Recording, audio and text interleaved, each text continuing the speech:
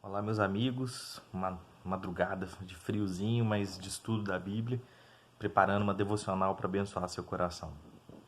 Hoje a gente vai de Zacarias, capítulo 3, dos versículos de 1 a 4. Fala o seguinte: A quarta visão, o grande sacerdote Josué.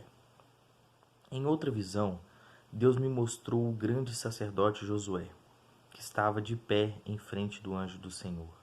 Satanás estava à direita de Josué, pronto para acusá-lo. O anjo do Senhor disse a Satanás: Que Deus o condene, Satanás. Que o Senhor que escolheu Jerusalém o condene. Esse homem é como um tição tirado do fogo. Josué, vestido com roupas sujas, continuava de pé em frente do anjo. Aí o anjo disse aos seus ajudantes que tirassem a roupa de Josué e depois lhe disse: Assim eu tiro seus pecados e agora vou vesti-lo com roupas de festa. No versículo 1 a gente vê que Satanás ele se põe ao lado de Josué para acusá-lo, incriminar, culpar. No versículo 3, a gente entende aqui que Josué representa a nação de Judá.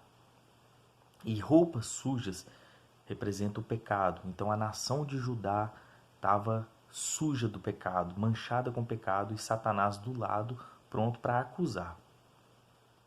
Então Satanás ele queria acusar, incriminar, tornar culpada Judá de todos os seus erros e quase que uma reivindicação de paternidade, vamos dizer assim.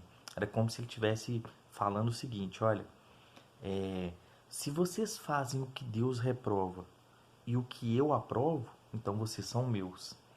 Não tem uma forma pior de humilhar do que essa vindo de Satanás. Imagina ele falando isso com algum de nós, né? E aí no versículo 4, a gente vê que Deus ele perdoa, que ele remove o pecado e ele nos dá uma nova veste, ou seja, ele nos torna puro novamente, nos torna puros, né? E o que Deus faz? Lá em Miqueias, no livro de Miqueias, no profeta Miqueias, capítulo 7, versículos 18 e 19, fala o seguinte: Ó Deus, não há nenhum outro Deus como o Senhor, pois o Senhor perdoa os pecados e as maldades daqueles do teu povo que ficaram vivos. Tu não continuas irado para sempre, mas tem prazer em nos mostrar sempre o seu amor. Novamente tem compaixão de nós. Acaba com as nossas maldades e joga os nossos pecados na profundeza do mar. Então, Deus ele lança os nossos pecados confessados na profundeza do mar do esquecimento. Isaías capítulo 43. Tem um texto legal aqui também. Isaías capítulo 43, versículo 25. Mas eu mesmo sou o seu Deus, e por isso perdoo os seus pecados e os esqueço. Então, Deus ele perdoa e após perdoar, ele esquece aquilo que a gente cometeu e que foi confessado.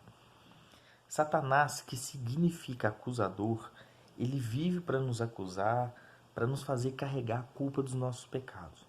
Mas não uma culpa qualquer, não é uma culpa normal que se sente quando você comete alguma coisa errada, mas uma culpa que nos faz desviar os nossos olhos, a nossa atenção do que representa Cristo, do que representa o sangue de Cristo, do que representa a cruz.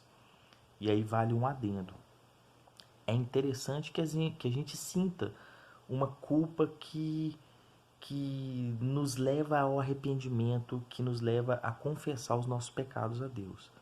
Até porque nós somos culpados pelos nossos atos. Agora, o que Satanás ele quer é nos colocar uma culpa que nos tira a visão de Deus, a visão da cruz. E por que ele quer isso?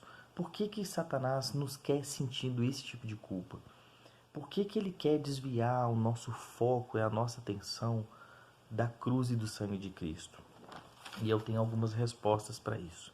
Primeiro, porque foi na cruz que Cristo derrotou Satanás.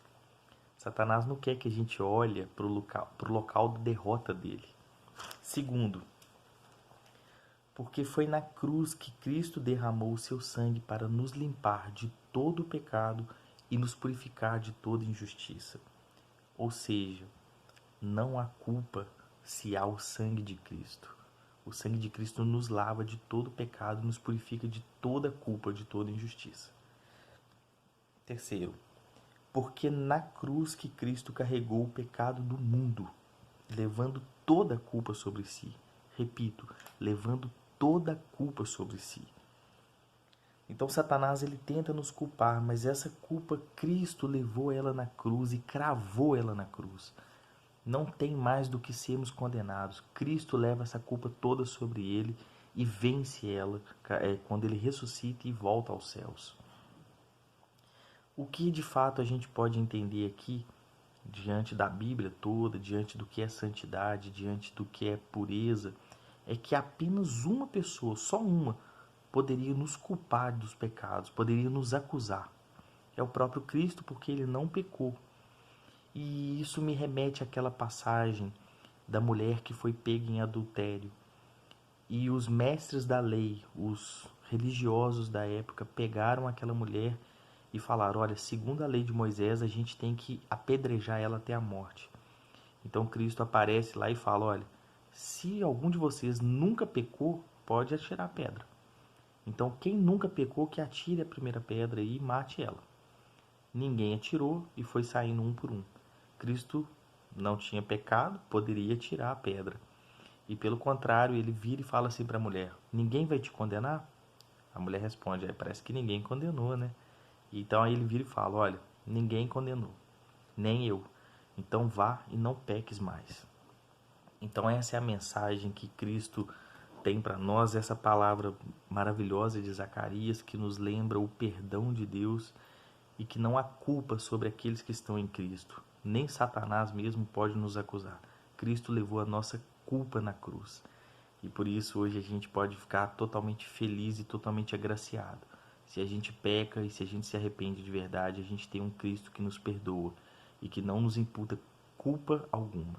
Glórias a Deus. Deus te abençoe.